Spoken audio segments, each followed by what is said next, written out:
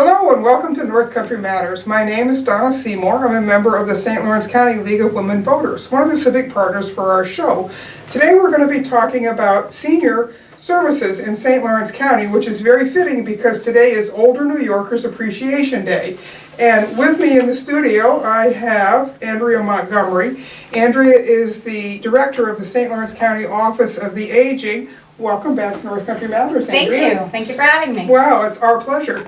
So May is Older Americans Month, and the graying of America, thank you, is in full swing. New York is getting on in years, and residents age 65 and older are making up a record high percentage of the state's population. Right now it stands at 16%. In fact, the number of New Yorkers 65 and older has increased 26% between 2007 and 2017, making it the state's fastest growing age group. The number of Americans 65 and older is projected to more than double from $46 million, 46 million people today to over 98 million by the year 2060. So this is an ongoing situation in America, isn't it? Not just in St. Lawrence County. Oh, sure, absolutely. This is something that we need to be doing a lot more planning and a lot more advocacy for. Right, and I know in terms of the advocacy part of it, the American Association of Retired People has taken a very strong active role here in New York State. The statewide organization is very busy with that. So, Andrea, what is your office doing to plan for these growing numbers and needs of our aging population in the county? Because as a rural, not very wealthy county, a lot of people fall just at or under the poverty level, and many of those folks are older, aren't they? Right, absolutely. So one of the things that we're doing is we have a 4-year needs assessment survey that we're in the process of doing over the next few months to really find out from our community members where the gaps are, where do we need more services, where do they need things. So we'll be working on that. We have a 4-year plan that we're doing in conjunction with the New York State Office for the Aging's 4-year plan. So we can really, take a comprehensive look at where the needs will be.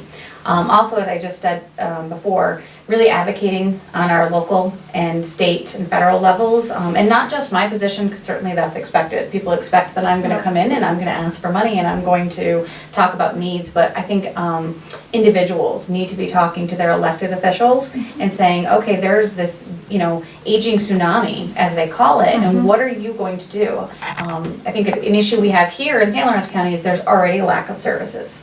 So I fear what's to come in the next 10 years with all of these boomers aging out. Where are we going to be?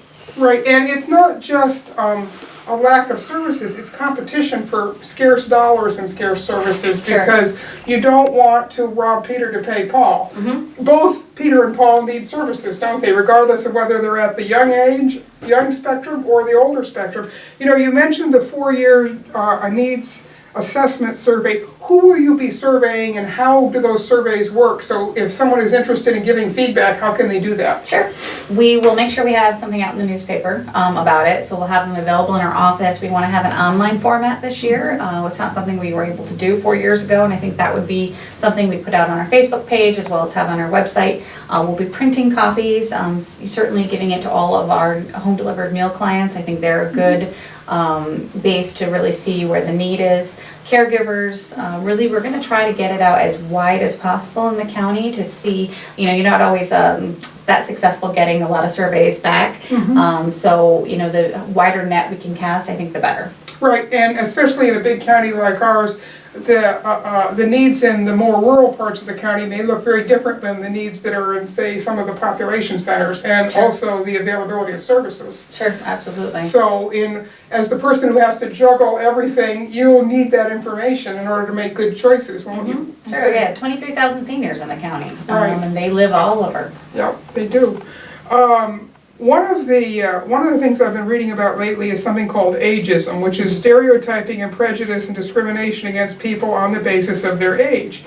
And it's everywhere, and in many cases it's so normalized that people don't even realize that they're doing that. So these attitudes can lead to marginalization of older people, as you well know, within our communities, and lack of services is can be one of those things, and it has negative impacts on health and well-being.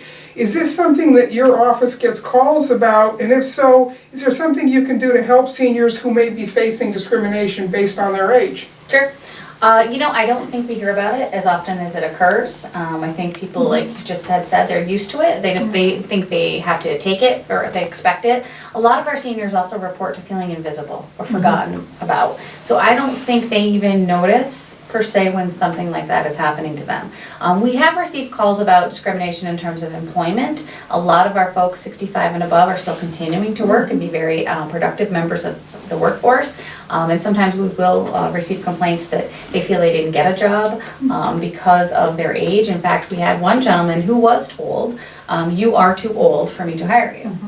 Which is illegal, and you cannot say such things. So we did help him in terms of finding legal resources to address the issue. So certainly if anybody thinks that they've been a victim of ageism, we want to hear about it. We want to see what we can do to try to help them. Okay, good. Well, hopefully this will be a little bit of an education piece then, and someone can think a little bit more about their situation.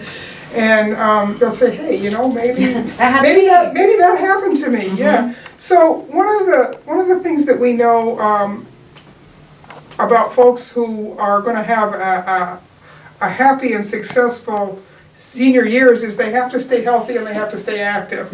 And that is something that your office can help with, isn't it? Tell us about some of the ways you can help seniors focus on staying active and keeping their health up so that they don't fall into that trap of, I don't feel good, I'm not gonna go do anything, and pretty soon it's, the negative feedback just keeps you a prisoner in your home. Sure, it's a vicious cycle. We have a lot of health promotion classes. So we have a Tai Chi for arthritis class that we offer. We just had another staff member certified to be able to expand our offerings. We have a Walk with Ease program, and these are all really low impact. Some of the exercises, especially Tai Chi, can even be done from a chair. Seated positions, you don't need to be in great shape to take one of these classes, and they're really in a very friendly environment. It's very supportive, it's all of people in the same age bracket, kind of everybody's in it together. So you don't need to worry about where you go to the gym and somebody is, perfectly fit, and you might feel awkward. Right. Classes are free. I think that's important too, as well as we do quite a bit with nutritional programs. So we have our congregate dining centers as well as our home delivered meals, and we make sure that those are nutritionally balanced meals, so that someone's not just surviving on the can of soup a day or junk food, because it's easier to prepare, a banquet frozen dinner than it is to cook a home cooked meal. Sure. And certainly you're not going to do that for one person, so relying on us for those types of things is where we can really help out. Okay, another thing I know that a lot of seniors struggle with is balance and fear of falling. Are there programs that you run that are designed to give them more confidence in that area? Absolutely. So Tai Chi for arthritis is actually one of our best programs that we currently have for that. And we're looking into, there's other programs called A Matter of Balance. We've also been looking into chair yoga. With our funding though, we end up being a bit restrained in what programs we can offer because they have to meet the highest level of criteria for evidence-based programming. And oftentimes where we struggle is those licenses can be anywhere from $3,000 to $5,000 to get a license to provide that class. And if you figure we have about $10,000 for health classes per year, just getting a license can eat up half of our budget. So that's where it's a little bit tricky. That criteria can constrain us a bit. And that might be a place where you could actually work with providers out of the community who have those licenses but maybe haven't thought about focusing on senior needs. Yeah, absolutely. We're always happy to hear from local fitness instructors to see how we can merge what they do with what we do, and we have an active group of people who we know would love some of their classes. Okay, good. Well, that's good to know. One of the things that's been in the news a lot, Andrea, is grandparents as caregivers. And we're seeing a lot of that here in the county. There's some of that may be the result of some of the drug and opioid problems. Parents who aren't able to take care of their kids and grandparents who step up. You're also seeing it just because of family situations. The parent may be too ill to take care of a child, something like that. So what happens when the grandparents become the unofficial safety net for the family? What resources does your office have that can really help grandparents who find themselves in a situation, even if it's only temporary? Sure. they should still call our office and see what we can do. We're always happy to help anybody find information, programs, services, resources. It doesn't matter the age. So we did have a client who was raising her granddaughter, and we helped, get the granddaughter involved in the backpack program and things like that she needed through school that the grandmother was not aware were options for her. So I think just calling us, let us know. There's a program called Kinship Navigator. That's for a special program developed just for grandparents who are in this situation where they are the primary providers of care for their grandchildren, and other resources like that we're happy to help hook people up with. Oh, good. So you could be a central clearinghouse then, in Sure. a way that a lot of seniors may never have thought of needing to look for these kinds of services. They can come to you and get that guidance. So that's good to know. One of I think the biggest problems for seniors, especially in a large rural area like St. Lawrence County, is social isolation. Yes. If you're still in your own home, but you're out in the boonies, you really have limited opportunity to interact with folks. What do your staff see? Because you're out all the time, you're doing assessments for folks, and you're out in the communities. What are you seeing about social isolation, and what kind of a problem is it here in St. Lawrence County for seniors? I think it's one of our biggest problems Okay. for seniors here in St. Lawrence County. Our last 4-year needs assessment survey, 70% of the respondents reported feeling isolated, depressed, or lonely. So I think we have a lot more people, even those who live in city centers, aren't necessarily getting out. Our winters are so long and they're so hard for folks. So yes, you may live in downtown Canton, but you're not walking to the store, you're not Right. walking to the places like you might in the summer. I think it's a really big problem. It's something we've spent quite a bit of time trying to figure out how to help people, how to get them out. I think people should really contact our office. I always say, if you say, what if, what about, call us. Okay. Those types of things. There's really no question that's a bad question or a wrong question to ask. We want to help. So even if it's something like, how do I get to church on Sundays? How do I get more involved in my community? What are the options that are out there? I think there's a lot that people don't know about until they find themselves in that situation where maybe it's been a week, 2 weeks, and they haven't left the house. And we all know that to age successfully, you really need to be getting out, interacting with your communities, going to our congregate dining centers. If transportation is an issue, call us and let us try to find you. We've been able to, even if we couldn't do, public transportation, or if that wasn't an option, we've been able to find someone else who was going to the dining center that would swing by the other person's house and bring them. I was at a presentation a few months ago by the St. Lawrence County Transit Authority, which runs the START buses, and they were talking about the fact that in the Ogdensburg area, there's some seniors who actually get on the bus, and they ride the bus until it gets to the end of the route, and then they're back where they started, and they do it every day, not because they want to go somewhere, but because they just want to be around people. So, those are kind of the sort of things that you wouldn't necessarily think about, because we really are not trained to think about riding the bus in St. Lawrence County, because we really haven't had, with the exception of being kids at school, we haven't had the kind of bus system that's allowed us to think about that before these last few years. Well, it's interesting that you mentioned that. We're in the process now of developing a program specifically centered around our farmers markets. We have farmer market coupons that will soon be available, but we have a lot of towns that don't have a farmer's market. So how do these seniors get to use their coupon booklets? One of the ways of which is public transportation. So we're partnering with public transportation, and we're going to do what's called travel training with seniors. So for the senior citizen who is unsure about the bus, certainly, as you said, in the North Country, we're not used to taking buses. And your average person who's an older adult hasn't taken a bus. So we're going to have our staff members partnered with them and help demystify it, to help take the scare out of it, and go on the bus with them and go to the farmer's market. When once you do it, you know how easy it is, and you know how much fun it is. Right. And, right. That will that will be the sort of thing where those people will act as seeds in the community, and they can say to somebody else, "Have you thought about this?" Right. And that's our hope. Yeah. So I saw on your Facebook page a while ago that you are taking part of the New York State Office for the Aging Robotic Pets program. Yeah. So tell us about robotic pets and how that's working in terms of your office.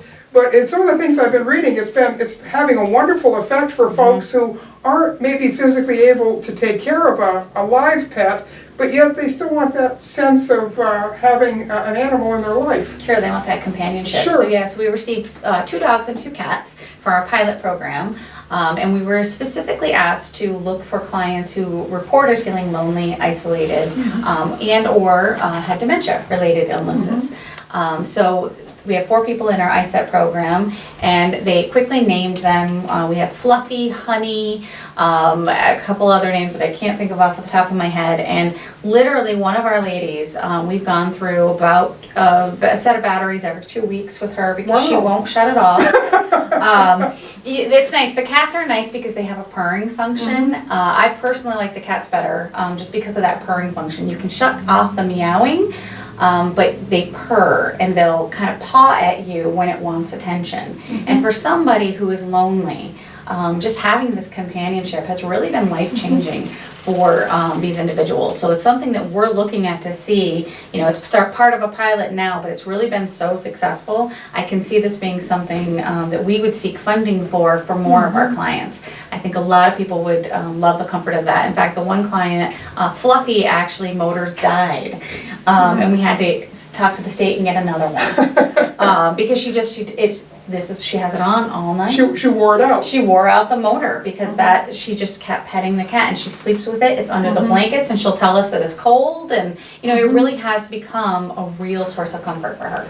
Yeah, and you see that in nursing homes that allow pets in the nursing home, like cats or dogs. I know one of Glenn's aunts was in a nursing home, and the nursing home cat always spent its time in her room because it knew she was a cat person. So it's really interesting that you would say that. And certainly it is a great source of, a pet is a great source of comfort, but they can be trouble in terms of having to get them out and things like that. But so that's really nice that that's working, and I hope that you're able to expand that program because it sounds perfect. Perfect. Well, and even if somebody's looking into this, we've actually found some options that are around $100 to purchase for someone. So if we have caregivers or family members who think, oh geez, my mom or dad might really like that, if they can afford the $100, we can actually give them the name of the company that they can order from, and they're the similar pet to what we received. It might make a nice birthday or Christmas present for a senior, especially if you know that they're kind of lonely but not in a position to take care of a live animal. That's a great option. One of the things, and I feel like every time the phone rings, I'm waiting to see whether it's somebody I know or it's a scam. The scams that are out there, right? The phone scams, and particularly the ones that target seniors, have just exploded in the last few months. And I know at the federal level, Senator Schumer's trying to do something about it, but it seems like the technology multiplies so fast it's hard to stay ahead of it. So how does your office help to educate seniors to the perils of fraudulent online and telemarketing? Because they really, people can lose a lot of money and be very, and just plain upset all the time. The stress of dealing with this stuff, it can really affect health, can't it? They're victimized. They are victimized by this. Whether they lose money or not, they're still being harassed and stressed and worried. I think it's a really serious epidemic that we have right now. There's millions of scams.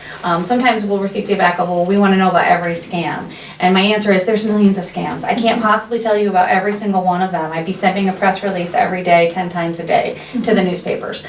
We do try to put them in our newsletters, put them in our Facebook account when we hear about things, but the biggest thing is prevention and telling folks, if you don't, so I speak at a minimum of 2 senior meetings a month, usually more than that, and we talk about scams every time, and we share stories of what are the latest things you're hearing that are in our areas, and really reminding folks that question everything.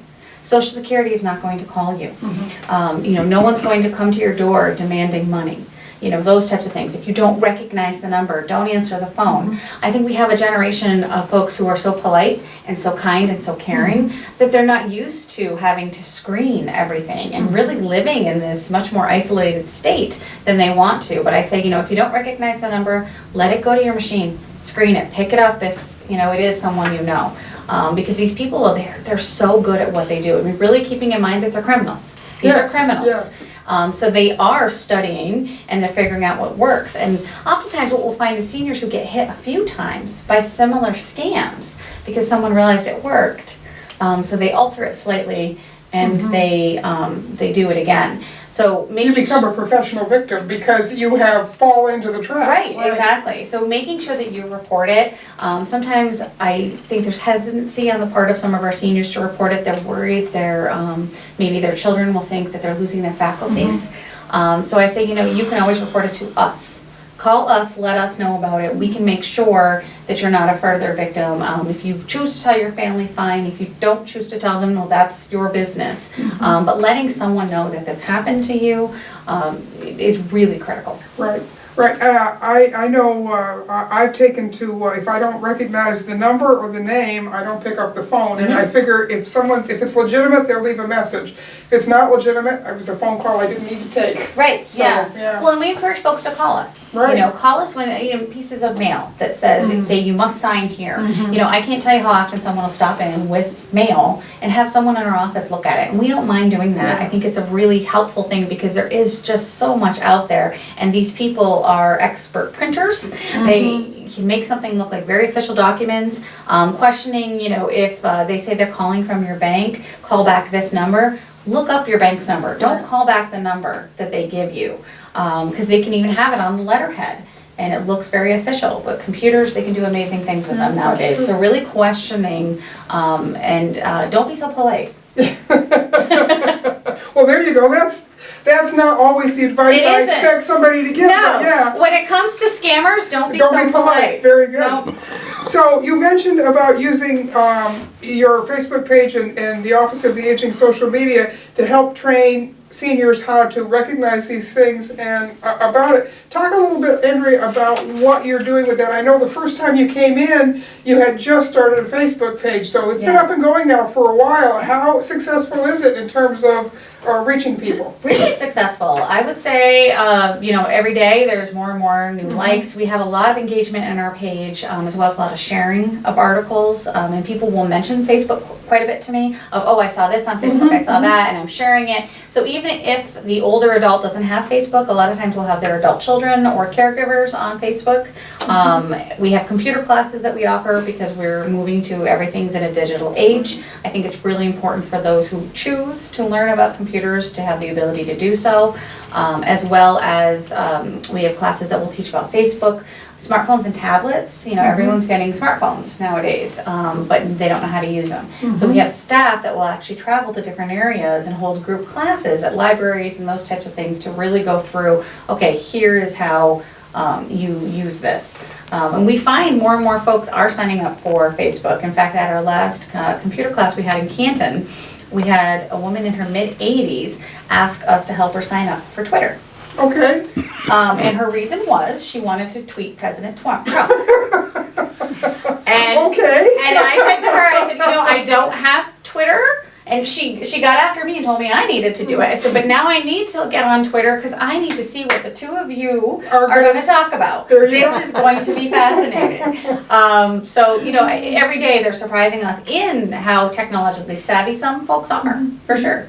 And you had mentioned before about this 4-year needs survey that you're doing. You're also going to put that up. You're going to make that available to people electronically as well, so they don't have to sit and fill out a form. So, and of course, with services, government services now, if you're not computer literate, you're just about out of luck with getting signed up for things, aren't you? Yeah, you need to have staff helping you in order to do it because everything is online. Medicare applications, HEAP applications, everything's done online. That's right. So you mentioned Medicare, and that's a good thing. The first thing a new senior who turns 65 has to think about is signing up for Medicare. And I just went through that process myself a couple of months ago, and this involves really doing a lot of homework because there's a lot of choices and there's a lot of information that you need in order to choose the supplemental plan that you need for your health care. And your office can, I love the way you take the scare out of Medicare. You do those programs all the time. So explain how that works and what your office can do for seniors when it comes to getting signed up for Medicare? Sure, those classes are really kind of your 101. You know, everything that you didn't want to know or want to know about Medicare and going through just the various plans and options. A lot of times folks just aren't really aware of what the difference between Part A, Part B, Part D, which are your drug plans, or Part C. You know, what are the differences in all those and how do I navigate them? And then I think that helps, as well as meeting with our high-cap counselor. You know, but the frustrating part for us is we have one high-cap counselor for 23,000 seniors. So we... And more coming every day. And more coming every day. And those are the ones who really need it. Yeah, so if you go back to my advocacy, we're doing a lot of advocacy to try to get more funding. Because honestly, during open enrollment, I could employ 5 Medicare counselors. We are just so busy. And the need is so great because Medicare is confusing. It's complex. And you really want to make sure that you get the plan that's right for you. So I think seeking the advice of somebody whose job this is to know all of that is really critical. You don't want to get stuck in something that isn't the right plan for you. But really the major advice, and this is something our high-cap counselor gives when she does these presentations, is getting the best insurance you can afford. So, you know, making sure you don't go out of your budget range, but really it's not an area to, you know, to go lightly on. You want to make sure that you're getting the best plan that you can. Right, and one of the things we know that the biggest reason for personal bankruptcy in this country is still medical debt. Yeah. So people can get into trouble through medical debt very, very quickly through no fault of their own, simply because they get sick, and can be a very high cost thing. One of the things that New York allows for seniors is that once a year they can re-examine their Medicare supplement plan. This is really critical because your health changes over time, and if you sign up at 65 and you're relatively healthy, you don't need a lot of supplemental care. But 5 years down the road, you could have a major medical event. You need care, and this gives you the chance to go ahead and re-examine that and buy a better policy or a different policy to cover new medications or procedures if you need it. And lots of states don't let seniors do that. For some states, it's what you buy at 65 is what you're stuck with as long as you're in that state. New York is a great place to be a senior in because we have those protections, don't we? And making sure that you are looking at it and you are reviewing your plan changes to making sure that, you know, it's still affordable for you. So is your monthly premium, you know, they go up every year and they go up. Now, usually all of the plans go up a small amount, but some really will go up quite a bit. So making sure, you know, and as you said, the medications, they change all the time. Putting your medications in and making sure that the plan you have is still going to cover some of those very costly medications. Right, because those are the things that keep you healthy and keep you active. Sure. Yes, absolutely. And it's a vicious cycle once you stop doing that. So, Andrea, let's just remind people about the programs that your office offers that helps to meet seniors' needs, because every year there are a new crop of seniors, and so they need to learn about what your office offers. People who've been getting your services for a long time are familiar with it, but for lots of new folks, it's brand new territory. Sure. So one of the biggest things is when you say I need, that's our New York Connects program. So you call our New York Connects program and you talk to a trained counselor who will go through all the options that are available for you. They've already done the homework and the research. If they're not aware of a service, they'll help look for it. And the nice thing about them is they follow up. They call you back and say, okay, so I gave you some names and numbers. How did that go? Were you able to make contact? Are you good? Do you need anything else?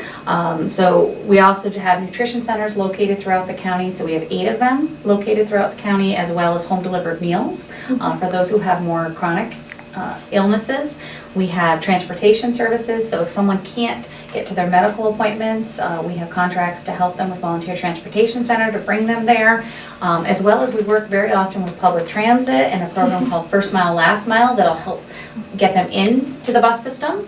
We have legal services, so for folks who they need wills, they need power of attorneys, those types of things, they haven't done that yet. It's too costly, or frankly, a lot of times people just don't want to think about it. Call us. We have those services that we can get you a will. We can make sure that you're set and you're prepared. Lifeline units. We also have a home care program that we do to help people age in place. Because really that's what everyone wants. It's not just a buzz term. We all want to remain in our homes healthily, happily, and safely for as long as we can. And that's what we're here to help people do. Right. one of the things that we've seen over time is how expensive nursing home care is, or assisted Yes. living care is. And if you could put those resources into making sure your own home is safe for you to stay in, it's much cheaper in the long run, and you're happier. Absolutely, yeah. It's a no-brainer. It's the way to go if that's what the older adult wants. It's cheap, it's $8,000 to $10,000 a month for nursing home care, whereas a simple maybe $3,000 bathroom modification can keep someone in their home for 20 more years. Yeah, exactly. And those are the kinds of decisions that you need to make before you need those services, not because it's hard to make it happen as soon as you need them. So you should be planning ahead when you come to thinking about, am I going to be able to stay in this house, and if I am, what do I need to do to make myself safe and comfortable? Pre-planning is critical, I think. As much as possible, we all have emergencies that come up, but really thinking about, I tell people around the time that they're turning 65 and or retiring, depending on what comes first, start thinking about your will. Do you have a will in place? Do you have your healthcare proxies, your power of attorney? Have you thought about your home modifications? If you take care of all the planning at once, and then it's done, and then if something happens, you have a health crisis, you're not thinking about it then when it's already a highly emotional state, a very stressful time. It's one less thing to worry about because you know it's done. That's right, and you have that comfort of knowing that that's taken care of, so that's important. Last thing I want to mention with you here today is, Andrea, is the STAR program, which is the state school tax relief program. There have been some changes to that program, and they will affect seniors if they don't make some changes to how they do that. So let's chat about that for a minute. Sure, so I'm not quite the expert on it, but I do know now with the income verification program, and that is also done online. That is something that we've been helping people do. It's just to fill out the application and submit the income to show that they are still qualified to receive that benefit. So making sure that they've called their local town office to make sure that they're still receiving it, ask them what else they need to do, really ensuring, is this still in place for me, or do I need to do anything? Don't assume that you're grandfathered in and that you're just going to receive it. I would always ask the question. Right, and the other thing that's changed is that the state wants to move away from giving people the sort of credit on the tax bill to come off the top. They actually want you to sign up to get a check. If you sign up to get a check, you'll be a little bit of a delay from when you pay your taxes, but as the STAR increases, you'll continue to get the increase. And if you don't, if you just get the exemption, that will be a static amount. So it actually is one of those things that you need to talk to your town assessor about that and find out where you're at and make sure you're signed up appropriately if you're still a homeowner in 65. Sure, absolutely. So, in fact, those are good things to check anyway every so often, just because the law does change, and New York State doesn't always do the best job about letting us know laws have changed, do they? No. And looking at, it comes down to, with a lot of these things, opening your mail and really reading what's in it and looking at what it's saying. And if you're not sure, asking for help. Asking for, a caregiver, or certainly our office to help you. Well, the nice thing about St. Lawrence County is we have all the help we need in your office, don't we? We hope so. Because you have just really outlined a great level of service that folks can access. So we really appreciate you coming in, Andrea, and giving us your time today, because this stuff is so important for so many people. For sure. So thank you so much. Thank you. These conversations are a production of North Country Matters, which is filmed here in the Fred W. Cleveland Computer Center of the Potsdam Public Library. These conversations are a civic collaboration between the League of Women Voters of St. Lawrence County and the Potsdam Public Library. Until next time, remember, our North Country Matters. Andrew, thank you so much. Thank you.